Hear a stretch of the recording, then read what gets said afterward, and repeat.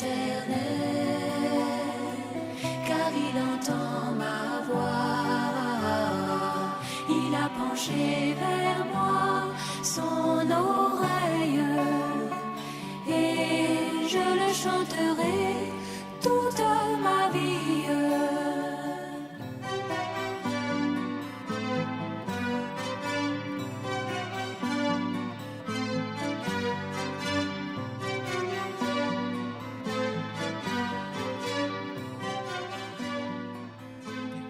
Que Dieu soit béni. Nous voulons aussi saluer vraiment nos frères qui sont à l'écoute et demander que Dieu les bénisse abondamment. Vous savez, nous sommes des enfants de Dieu et tout ce que nous faisons doit être conforme à la parole du Seigneur. Aujourd'hui, nous allons regarder ensemble, vous savez, j'ai ce papier-là, quelques-uns ont ça souvent aussi. Ce sont les différents noms de Dieu. Les différents noms de Dieu. Voilà. Jusqu'à ce que Jésus soit un des noms de Dieu. Amen. Alléluia. Amen. Vous comprenez? Quand on dit Yahvé, c'est par rapport quand on veut parler du Seigneur et qu'on lui donne un nom, qu'on lui attribue un nom, c'est par rapport à ce qu'il fait. Amen. Alléluia. On ne se lève pas comme ça pour donner un nom. Par Dieu, le nom de Dieu même n'est pas un nom. Donc quand on parle, on dit Yahvé, je vais vous lire ça, on dit Yahvé, transcription française, Yahvé ou Yahvé, celui qui existe par lui-même. C'est-à-dire il n'a pas été créé, il n'a pas été formé. Il existe par lui-même. Et c'est ça Yahvé. Et il y en a plusieurs comme ça. Mais ce que moi j'ai choisi, ce dont nous allons parler aujourd'hui, c'est le El Shaddai. Alléluia. El Shaddai, ça veut dire quoi? Le Dieu tout-puissant. Amen. Et nous allons voir pourquoi il est Dieu tout-puissant. Vous comprenez? Il y a les dieux idoles, ça il y en a. Mais il ne peut pas être tout-puissant. Non. Mais celui que nous avons choisi d'adorer, la Bible dit qu'il est le Dieu tout-puissant. Alléluia. C'est pourquoi il dit ici dans Genèse 17,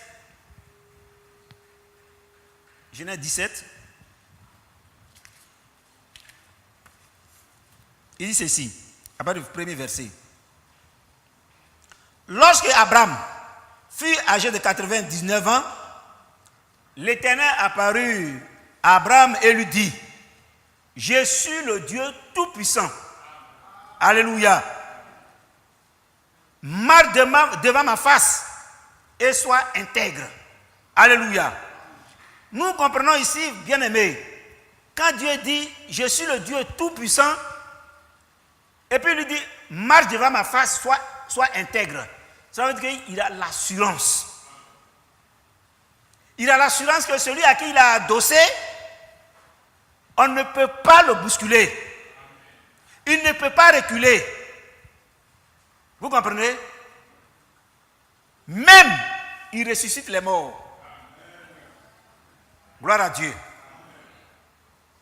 Il ressuscite les morts. Et nous sommes tous d'accord que le premier mort qui a été ressuscité, c'est Jésus. Je vais prendre Jésus. Amen. Lazare nous a dit que c'est Jésus qui l'a ressuscité. Mais ici, la personne de Jésus a été ressuscitée comme premier mort, enterré et 3 jours. Il est ressuscité, il est sorti de la tombe. Alléluia. Que Dieu soit béni. Et alors il dit à Abraham, sois intègre, adosse-toi à moi. Et marche, va en avant. Ne crains rien. Parce que je suis avec toi. Alléluia. Et celui avec qui Dieu est, frère, il est en sécurité. Amen. Si le Seigneur est avec toi, tu es en sécurité, tu n'as rien à craindre. Amen. Et heureusement que c'est lui que nous avons. Amen. Alléluia. C'est lui qui nous conduit. Amen. Amen. Donc nous allons lire quelques passages pour vous montrer que notre Dieu là, il est vraiment le Dieu tout-puissant. Il crée. Il amène à l'existence ce qui n'existait pas. Et de nos jours, pour ceux qui lisent les brochures, ils savent qu'un jour, le frère Branham est allé à la chasse. Il est resté jusqu'à il n'a rien eu. Et un moment donné, il voulait vraiment avoir quelque chose. Il veut quoi? Un écureuil.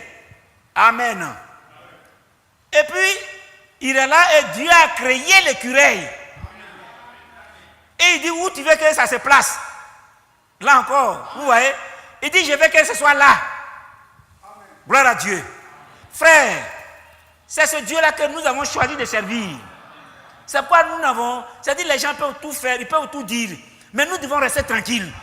Parce que nous avons vraiment la sécurité avec nous. Vous ne portez pas de ceinture de sécurité. C'est-à-dire, moi, mon cani, je mets ça, c'est ma ceinture de sécurité. Nous, on n'a pas de ceinture de sécurité. Notre ceinture de sécurité, c'est Jésus. Alors, nous n'avons rien à craindre. Si aujourd'hui, comme je le disais la fois passée, un frère ou une sœur qui marche selon les voies de Dieu, aujourd'hui, s'il meurt, dites merci à Dieu parce que Dieu a eu besoin de lui. Ça, c'est tout. Frère, c'est tout. Le dimanche passé, pendant qu'on était au culte, on nous a appelé pour dire il y a un frère de Boaké, le frère responsable, pasteur de l'église de Boaké. Il est venu en vacances avec toute sa famille. Et ses 2 enfants, plus son épouse, ils venaient à l'église, à Abidjan ici. Ils venaient et sous le pont, comment on appelle ça, ferraille, voilà, son taxi a heurté, je ne sais pas, un bus ou un truc comme ça, et puis ça a fait tourner, ils sont renversés. Ça pouvait être grave. Mais frère, ils m'ont appelé, je suis allé. Je vous dis, j'étais très heureux parce que ce sont les égratignures. Est-ce que vous comprenez? Le taxi, les gens sont venus casser la vitre pour les extirper. Ils ont volé même leur portable. Ah oui, mais c'est ça, Abidjan. C'est pourquoi s'il y a un accident que tes yeux voient encore clair, que tu respires un peu, si tu as tes chaussures, si tu as ton portable, il faut attraper en même temps. Parce qu'ils vont te dépouiller. Pendant que les gens étaient en train de souffrir, et ce qu'ils cherchaient, ce sont les portables, les montres, de l'argent, et puis ils ont volé. Et nous sommes allés, par la grâce de Dieu, les choses sont vraiment bien passées. Le frère, ce sont les vitres qui l'ont un peu blessé, son épouse avec les choses, ses enfants, pratiquement ils n'ont rien eu. Et on était vraiment heureux. Et quand nous sommes sortis, avant de sortir, même une chose, l'interne qui était là, vraiment, j'ai gardé d'elle un mauvais souvenir, cette petite fille-là. Ça, il faut le dire en vrai. J'ai gardé d'elle un mauvais souvenir. Et elle nous a abandonnés. Pendant qu'elle était en train de remplir les papiers pour la sortie, là, elle nous a abandonnés puis elle est partie. On est resté là. On est resté là. Elle a fait tout ce qu'elle voulait, puis après elle est revenue, elle a dit, venez, je vais vous servir. Bon, comme la patience fait partie de notre vie, on a été patient, on a accepté. Mais à moi-même, je disais, si j'étais le principal malade, j'allais refuser qu'elle me serve.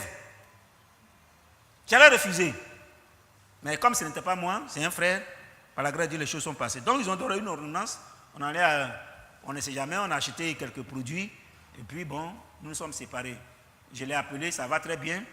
Le lundi, on les a convoqués au premier arrondissement pour leur demander s'ils veulent continuer ou s'ils ne veulent pas, s'ils veulent retirer leur plainte. Ils ont dit, ce n'est pas la peine. Dieu nous a sauvés. Dieu nous a épargnés d'une mort certaine. Nous disons gloire à Dieu, merci au Seigneur. Et c'est ça le comportement d'un chrétien. Nous remercions le Seigneur qui a fait ce travail. Sinon, le pire pouvait arriver. Le frère, son épouse, ses 2 enfants, 4 personnes allaient mourir sur le coup. Vous comprenez ça? Mais Dieu soit béni, ils ont été épargnés. Pourquoi? Parce qu'ils étaient adossés à notre Dieu le Tout-Puissant. Gloire à Dieu. Alors il dit, je suis le Dieu Tout-Puissant, marche devant ma face et sois intègre. Alors si tu attends une telle voix qui te dit sois intègre, quel découragement tu vas encore avoir dans ta vie? Toi, toi ma soeur, toi mon frère, tu es là le soir, et puis il y a une voix qui dit, ma fille ou mon fils, sois intègre et marche devant ma face. Il ne faut pas avoir peur. Tu regardes, et le Seigneur dit, c'est moi le Dieu Tout-Puissant. En réalité, et là aujourd'hui, les féticheurs, quand ils sont devant leur fétiche, ils le font avec tout ce qu'ils peuvent faire pour plaire à leur fétiche. C'est ce qu'ils font. Mais souvent, nous, enfants de Dieu, nous sommes en réalité paresseux. C'est vrai, on est paresseux parce que notre Dieu, on dit c'est notre papa. Papa est gentil, papa est bon. Donc, on est un peu négligent. Sinon, si on n'est pas négligent là, j'ai dit, je ne sais pas quel temps on va se donner à nous-mêmes. Vous voyez, à chaque fois, on doit être dans la présence du Seigneur. Pareil, c'est indispensable. Donc, voilà frère, prenons Ézéchiel 37.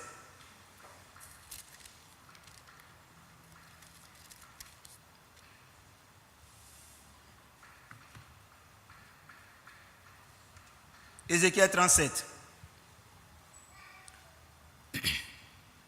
Je lis à partir du premier verset. La main de l'Éternel fut sur moi, et l'Éternel me transporta en esprit et me déposa dans le milieu d'une vallée remplie d'ossements. Gloire à Dieu. Il me fit passer auprès d'eux, tout autour, et voici, ils étaient fort nombreux à la surface de la vallée, et ils étaient complètement secs. Alléluia.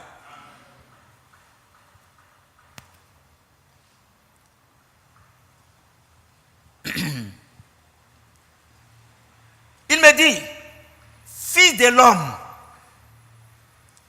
ces eaux pourront-ils revivre? Alléluia. Il pose la question à Ézéchiel, son prophète. Est-ce que ces eaux-là peuvent-ils revivre? Il s'agit des eaux secs. Ce n'est pas l'eau, hein. Il s'agit des eaux des hommes là. C'est de ça qu'il est question. Os. Os. Donc il y a des gens qui étaient morts depuis des années. Et Dieu a conduit son serviteur dans cette vallée pour voir que là, il n'y a que des eaux de mort.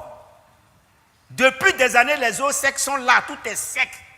Et il dit, ils sont fort nombreux. C'est un grand nombre d'os.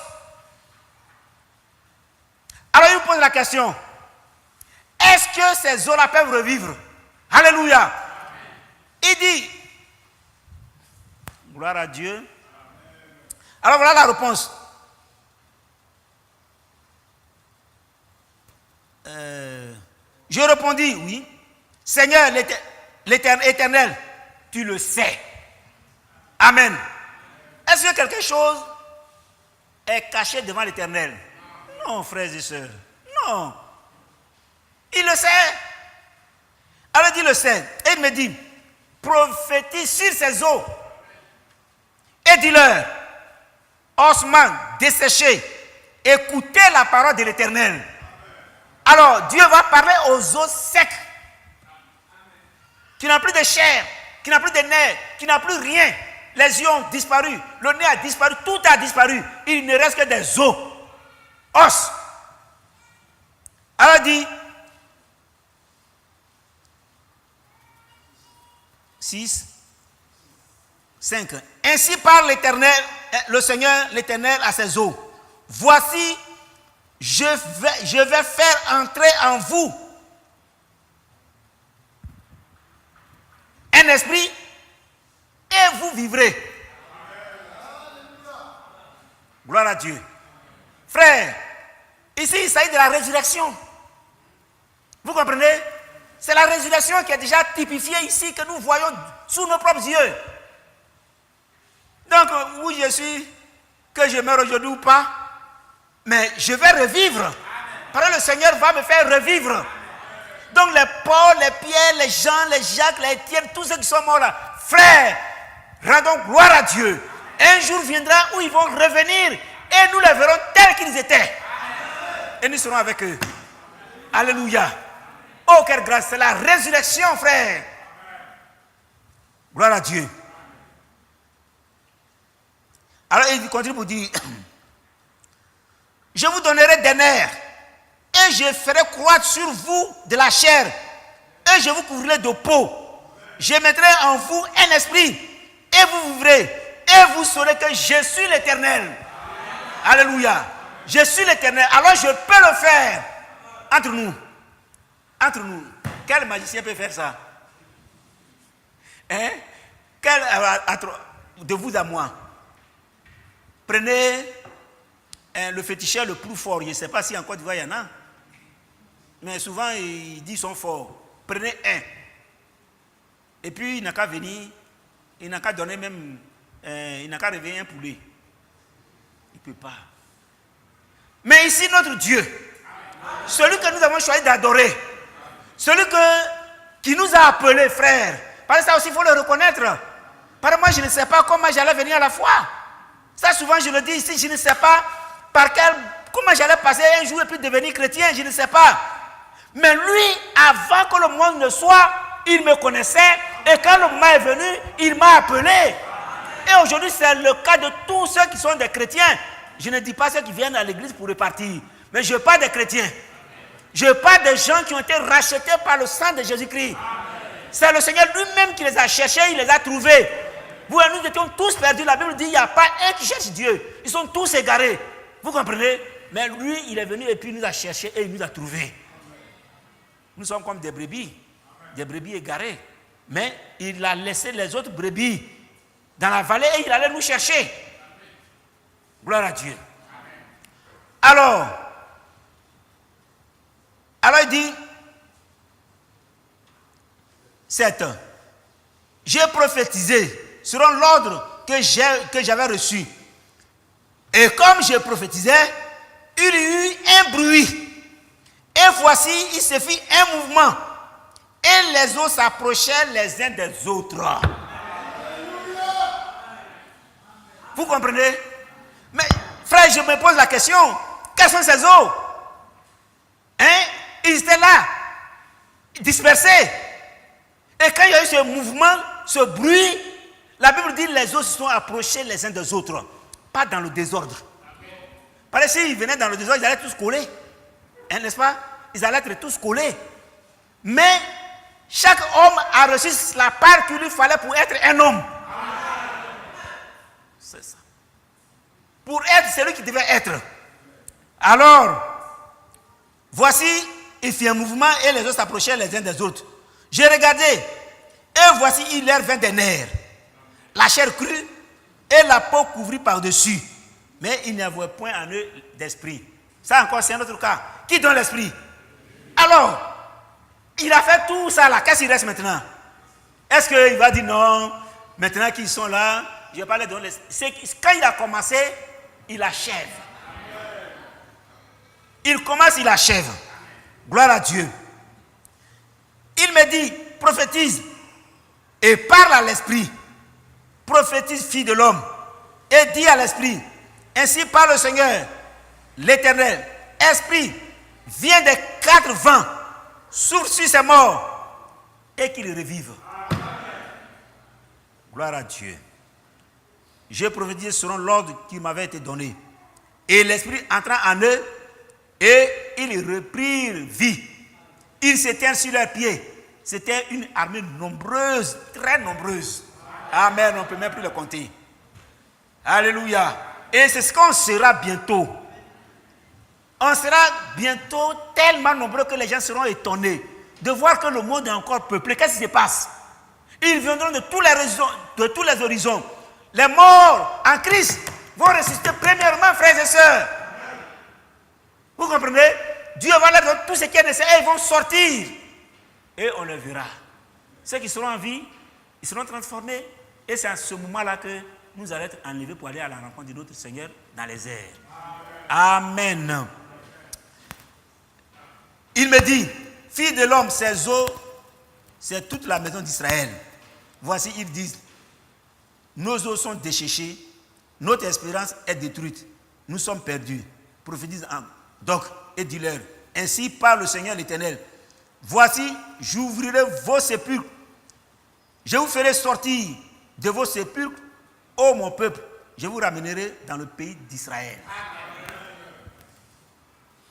Donc, quoi que les gens disent, tu m'as tué avec une flèche, tu m'as tué avec quelque chose, mais quand le Seigneur va permettre ce jour-là, quand il va me mettre sur pied, tu ne pourras plus rien faire. Que Dieu soit béni. Ézéchiel 36.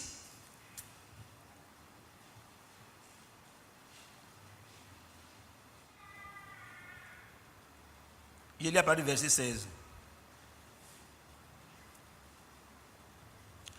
La parole de l'Éternel me fut adressée en ces mots. Fille de l'homme, ceux de la maison d'Israël, quand ils habitaient leur pays, l'ont souillé par leur conduite et par leurs œuvres. Leur conduite a été devant moi comme la souillure d'une femme pendant son impureté. Alors j'ai répandu ma fureur sur eux à cause du sang qu'ils avaient versé dans le pays et des idoles dont ils l'avaient souillé. Je les ai dispersés parmi les nations et ils ont été répandus en divers pays. Je les ai jugés selon leur conduite et selon leurs œuvres. Ils sont arrivés chez les nations où ils allaient et ils ont profané mon saint nom en sorte qu'on disait d'eux, c'est le peuple de l'Éternel, c'est de son pays qu'ils sont sortis. Et j'ai voulu sauver l'honneur de mon saint nom que profanait la maison d'Israël parmi les nations où elle était allée. C'est pourquoi, dis à la maison d'Israël, alléluia, ainsi parle l'Éternel. Ce n'est pas à cause de vous que j'agis de la sorte, maison d'Israël. C'est à cause de mon saint nom que vous avez profané parmi les nations où vous êtes allés. Je sanctifierai mon grand nom qui a été profané parmi les nations, que vous avez profané au milieu d'elles. Et les nations sauront que je suis l'Éternel, dit le Seigneur, l'Éternel que quand je serai sanctifié par vous sous leurs yeux. Alléluia. Vous allez voir, il ne va pas prendre un autre peuple. Il va prendre son peuple à cause de son nom. Parce qu'il ne faut pas que les gens disent où est leur Dieu. C'est ça. Aujourd'hui, frères, si nous disons que nous sommes chrétiens, si nous avons montré à nos parents, à nos amis, que nous sommes des chrétiens et que nous marchons comme des chrétiens à un moment donné et que nous avons eu des difficultés et que ça ne va plus, frère, ce que les gens disent, tu n'as pas dit que tu es chrétien. Voilà ce qu'ils nous disent souvent. Tu n'as pas dit que tu es chrétien? Oui, je suis chrétien. Alors pour éviter que les gens disent où est ton Dieu, si tu es chrétien, alors lui son saint nom que tu as profané, à cause de lui son saint nom, il va relever le défi. Il va relever le défi. Parce que si tu es vraiment un fils de Dieu, il faut qu'il relève le défi. Mais si tu n'es pas un fils de Dieu, il n'a rien à foutre avec toi. Ça, il faut le savoir aussi.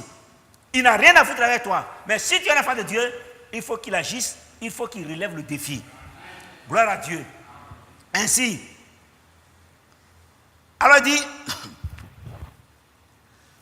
le verset 24, je vous retirerai d'entre les nations, je vous rassemblerai de tous les pays et je vous ramènerai dans votre pays. Gloire à Dieu. Alors, je répandrai sur vous une eau pure et vous serez purifiés. Je purifierai de toutes vos souillures, je vous purifierai de toutes vos souillures et de toutes vos idoles. Je vous donnerai un cœur nouveau et je mettrai en vous un esprit nouveau. J'ôterai de votre corps le cœur de pierre et je vous donnerai un cœur de chair.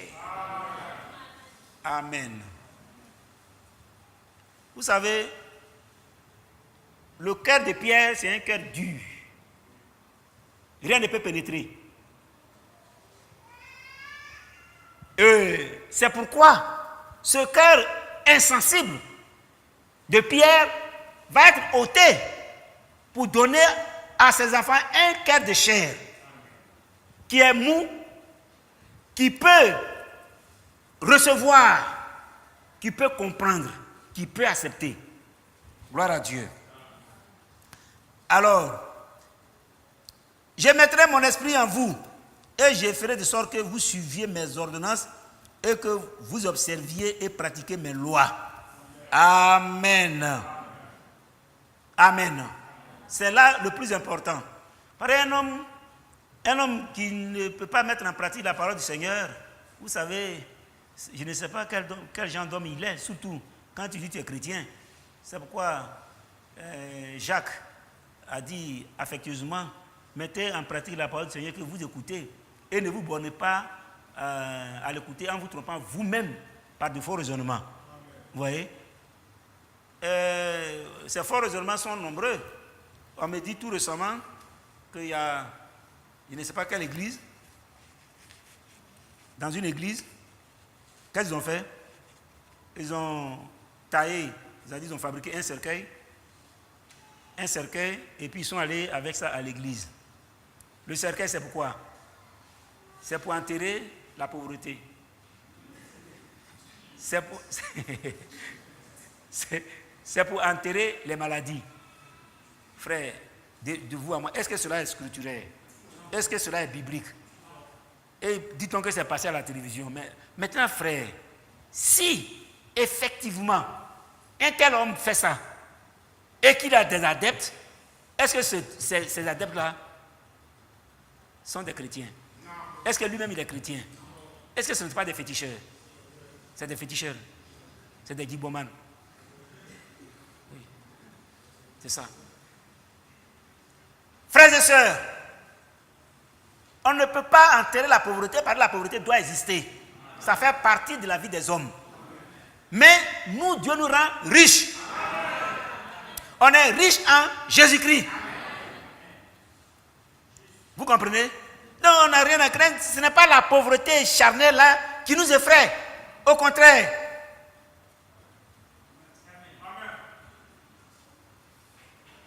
Il ne faut pas remplir mon carquois de sorte que je te réunis. Mais donne-moi tout ce qui est tout juste utile. Alors, tu enterres la pauvreté. Et il est là, les gens le suivent. Il s'est passé, dit-on, à la télévision.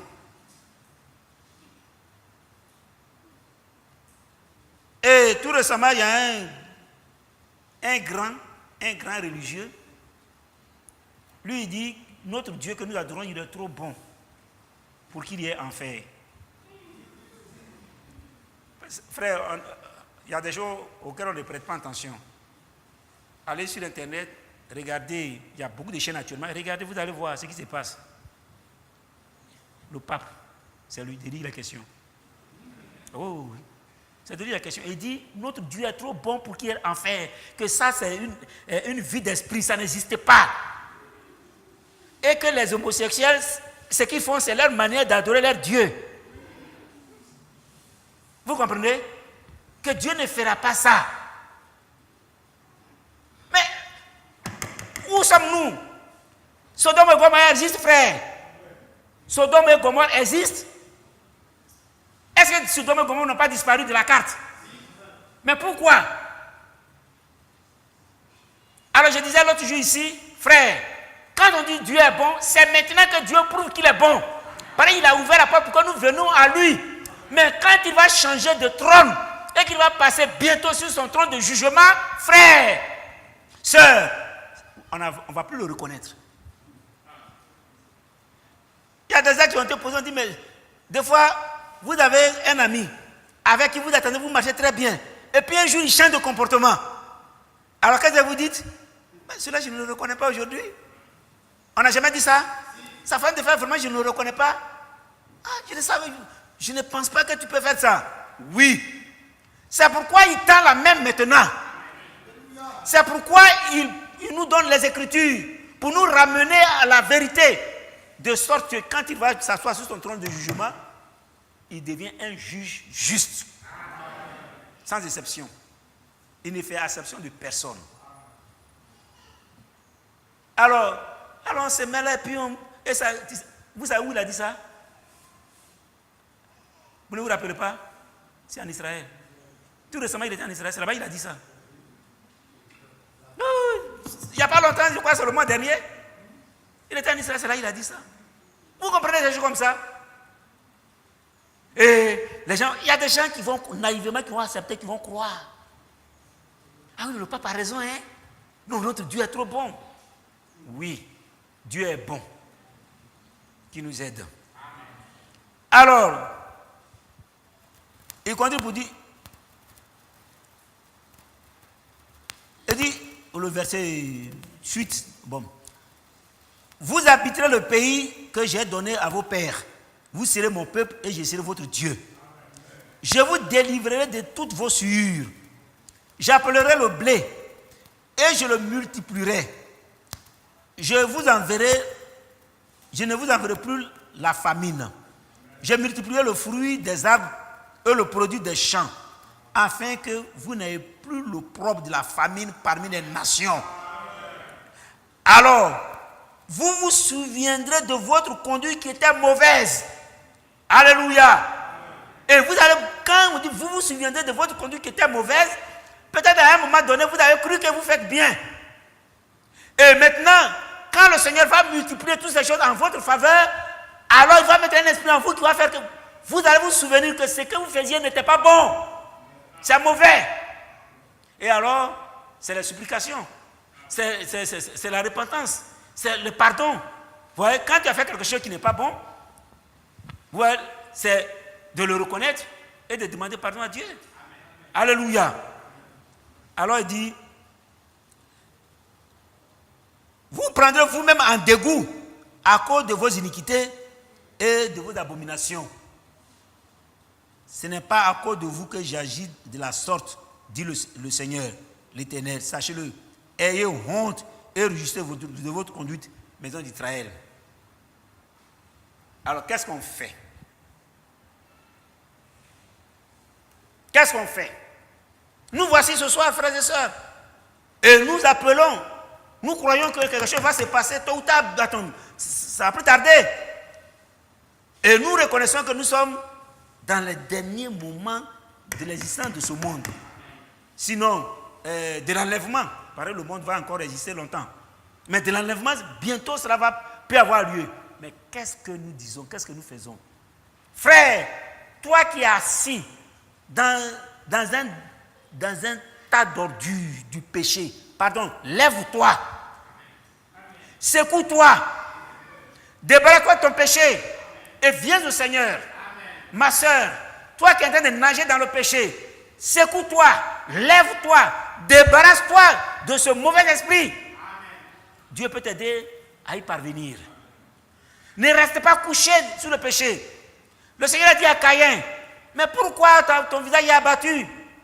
Tu vois, si tu le fais bien, mais tu vas relever ton visage. Mais si tu continues de faire le mal, de te comporter comme ça, le mal est couché à ta porte. C'est pourquoi, bien-aimé, je voulais vraiment que chacun de nous prenne conscience. Que chacun de nous prenne conscience, ne dise pas que ça ne fait rien. Ça ne fait rien. Ça va venir. Quand? Ça va venir quand? Mes amis, les temps sont avancés. Les temps sont avancés. Le Seigneur vient bientôt. C'est pourquoi il met devant nous toutes ces choses. Pour que nous puissions avoir honte de notre comportement. Pour que nous puissions rougir de notre ajustement. Pour que nous ne puissions pas continuer aveuglement dans ce mal. La pornographie, aujourd'hui c'est monnaie courante. Je voulais attirer l'attention, parce que cela m'est arrivé, je le dis hautement. J'ai une tablette. Une tablette. Un matin, jour, ma tablette s'est remplie de porno. Aïe, d'où ça vient? Est-ce que vous comprenez? C'est rempli de porno. J'ai commencé à trembler, me dit Seigneur, d'où ça vient? J'ai fait tout pour effacer, ça ne va pas. J'ai commencé à trembler. Et puis j'ai fermé la page. Nous sommes allés au mariage à ce qu'ainsi. Arrivé, je vais prendre ma tablette. J'ouvre, c'est sorti. Mon cœur a sauté et dit, je suis mort. Et puis je suis allé, j'ai commencé à prier, Seigneur, aie pitié de moi. Je ne sais pas ce qui se passe. Ou alors je ne devais pas avoir cette tablette. Mais je prends pour travailler. Et page par page, j'ai réussi à les effacer. Et aujourd'hui, je suis l'homme le plus heureux. C'est pourquoi je voulais attirer l'attention de ceux qui ont ces tablettes, de ceux qui ont ces petits ordinateurs, de faire très attention. L'ennemi, il glisse ça facilement. Et comme c'est fascinant, si vous ne faites pas attention, avant-hier, c'était hier ou mercredi. Mercredi, je disais quelque chose. Voir et regarder ne sont pas les mêmes choses. Voir et regarder ne sont pas les mêmes choses. C'est vrai que voir est la mère de regarder. Oui. Voir est la mère de regarder. Par exemple, si tu n'as pas vu, tu ne peux pas regarder. Mais il faut d'abord voir avant de regarder. Mais quand tu as vu, tu fais quoi? Il faut détourner ton regard. Il faut fermer. Maintenant, si tu n'as pas fermé, que tu es fasciné, alors tu vas regarder. Et quand tu regardes, ça devient autre chose. C'est pourquoi il faut faire attention. Entre regarder et voir. Que Dieu nous aide. Alors, c'est des choses que nous devons balayer. Ça fait peur. Nous sommes dans un monde difficile. Même les instruments de travail, nous sommes exposés.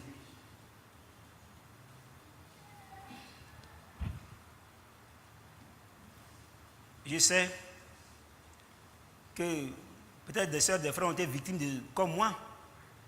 C'est certain. Mais que Dieu nous aide. Que Dieu nous aide. Alors, ne continuons pas à ne pas nous sanctifier. La sanctification doit être notre préalable. La sanctification doit être notre préalable. À chaque fois, nous devons nous sanctifier. Quand nous avons l'occasion de demander pardon pour nos actes, pour notre comportement, qu'on le fasse avec un cœur pur et sincère. Parce que c'est là que nous sommes arrivés. Que Dieu nous aide. Amen. Et que tous ces démons qui sont déchaînés, qui utilisent tous les moyens pour nous accabler, qu'ils soient chassés au nom de Jésus. Amen. Alléluia. Amen. Donc, frères bien-aimés, nous sommes dans une situation de victoire. Une situation de victoire. Parce que quand tu sors de là, quand j'ai réussi, comme je le dis, quand j'ai réussi à effacer ces images, frère, j'ai été léger. J'étais heureux. J'étais vraiment devenu l'homme fort. Vous comprenez? Mais avant cela, chaque fois, quand je vais toucher à mon ordinateur, j'ai peur. Ça a duré 1, 2, 3 jours, comme ça. Mais j'étais malheureux. Mais gloire soit rendue à Dieu. Pareil, il sait que vraiment, ce n'était pas ça, moi, que je cherchais. Aujourd'hui, ma tablette est propre, sans problème. Que Dieu soit béni. Alors, on peut arrêter et puis prier. Amen.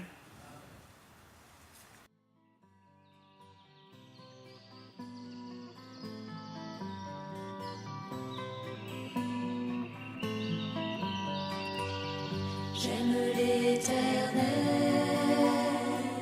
car il entend ma voix.